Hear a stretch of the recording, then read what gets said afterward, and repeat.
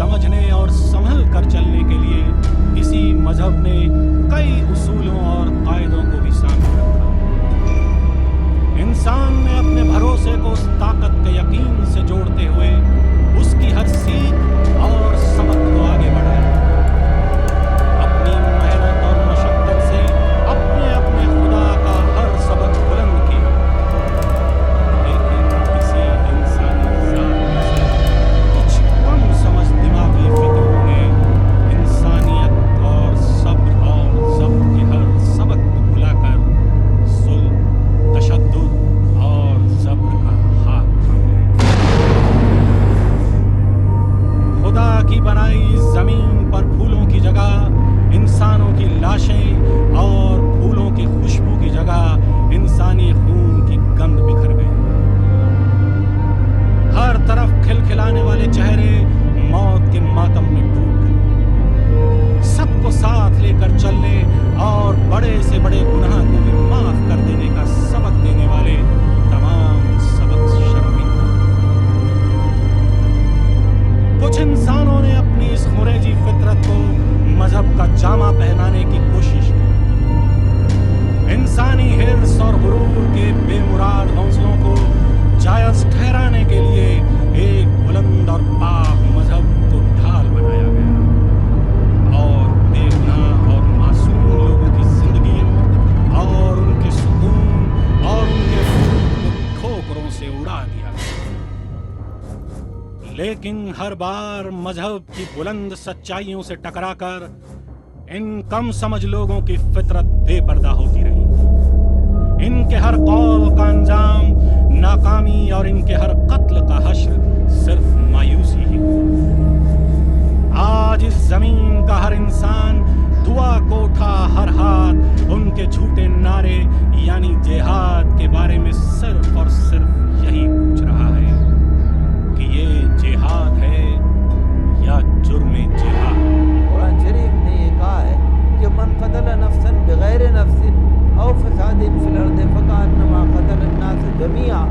अगर कोई एक जीव को भी, एक इंसान को भी अगर कोई बेकसूर मार देता है या दुनिया में फसाद फैलाने के लिए किसी एक आदमी का भी मर्डर कर देता है बगैर किसी वजह के, तो इतना बड़ा पाप है गोया कि उसने सारी मानवता का कत्ल कर दिया, सारी इंसानियत को कत्ल कर दिया। तो हमें इस्लाम धर्म का पालन करना चाहिए, कुरान शरीफ को देखना चाहिए और प्रॉफिट मोहम्मद सल्लल्लाहु अलैहि वसल्लम की जीवनी को, उनकी ज़िंदगी को, उनकी सीरत को अपनाना चाहिए।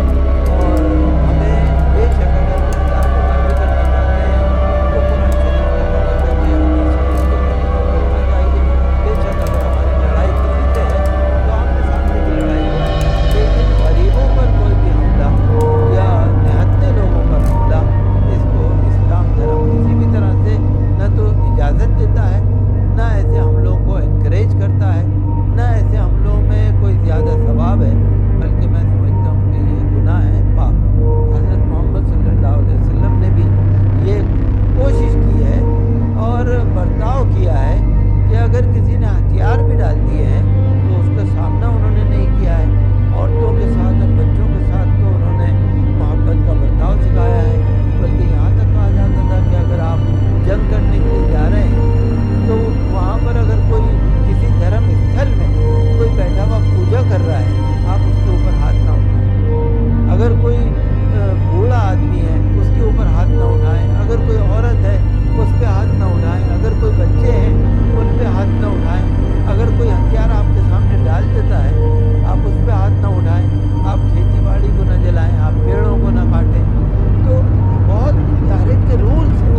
इस्लाम में जो जिहाद है उसका भी रूल है, उसका भी तौर तरीक़ा है। बेशक जिहाद है, हम अल्लाह की राह में अल्लाह के दीन की खातिर हम अपने जान को कुर्बान कर दें, जिहाद में वो बेशक बहुत बड़ा सवाब है, लेकिन हम उसके लिए रूल वही अपनाएंगे जो हमारे प्रॉफिट ने हमको दिए हैं, जो हमारे प्रॉफिट के जो जानशीन थे खुलफाए राशिदीन जो उन्होंने हमको दिए हैं। उसी रास्ते पर हमें जिहाद भी करना है, उसी रास्ते पर अपने दीन को फैलाना है।